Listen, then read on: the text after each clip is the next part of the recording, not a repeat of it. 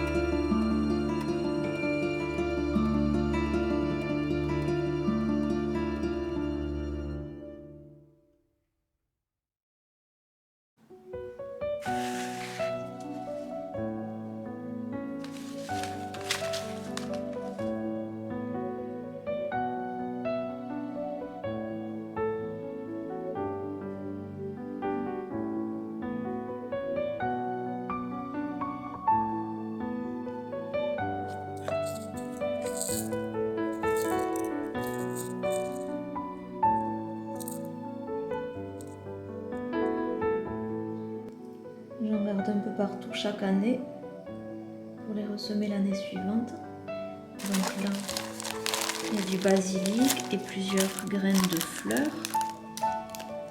Ensuite, là-bas, c'était les graines de tournesol. Je vais pouvoir planter un champ de tournesol cette année.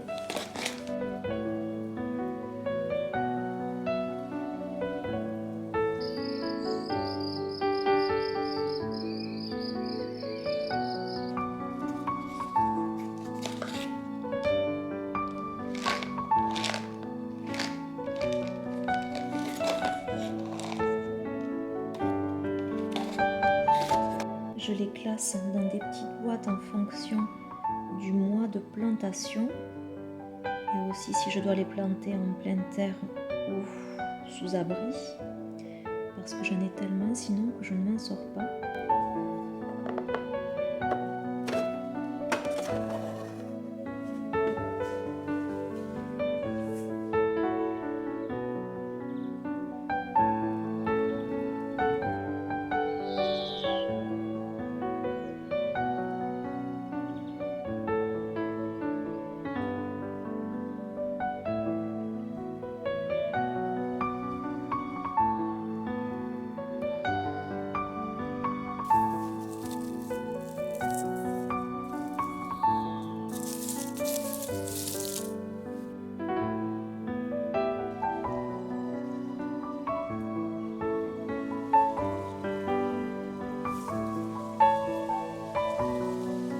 Vivre plus simplement en s'organisant mieux et en créant un environnement paisible au quotidien.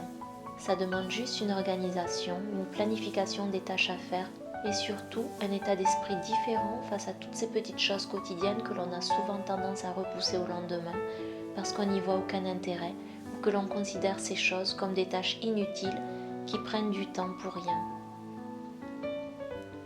En réalité, elles ne prennent pas du temps pour rien. D'abord, ces tâches quotidiennes permettent de se rendre compte de la chance qu'on a de pouvoir avoir la santé physique et mentale qui permettent de les faire.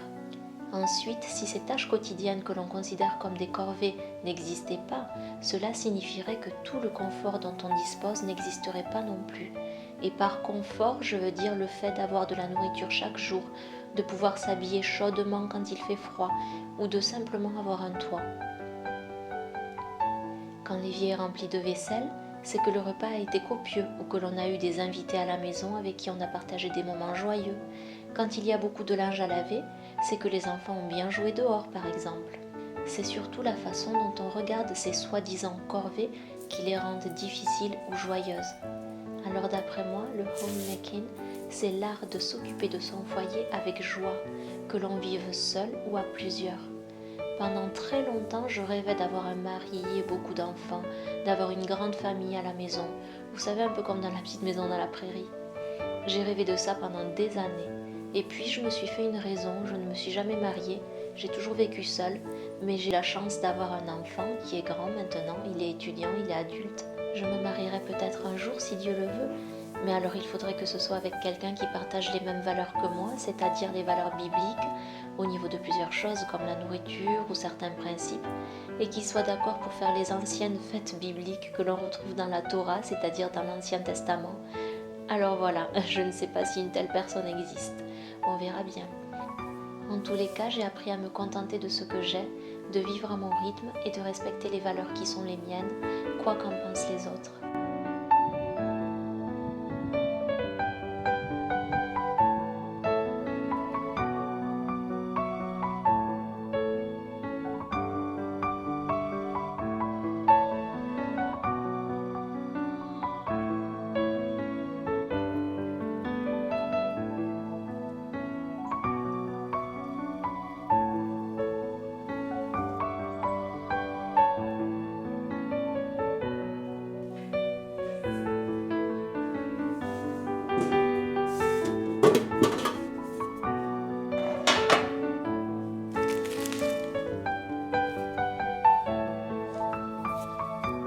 Il y a aussi dans le homemaking cet intérêt pour les activités qui peuvent paraître dépassées ou trop anciennes, mais que je trouve vraiment importantes parce qu'elles vont dans le sens d'une autonomie par rapport à la société actuelle. Coudre, tricoter, faire son pain, faire un potager quand on a un jardin, réapprendre à se soigner avec des remèdes de grand-mère, s'intéresser aussi aux anciennes recettes culinaires. J'essaye de mettre en pratique tout ça depuis quelques années déjà et si vous ne connaissiez pas le terme homemaking, j'espère que cette vidéo vous aura donné l'envie de vous y intéresser un peu plus. J'ai mis dans la boîte ce qui n'était pas encore défait ou pas trop défait. Et surtout les couleurs que j'aime beaucoup, plutôt claires, qui me font penser aux fleurs. Et j'ai encore tout ça à trier. Je vais en faire des petites pelotes pour pouvoir mieux les discerner.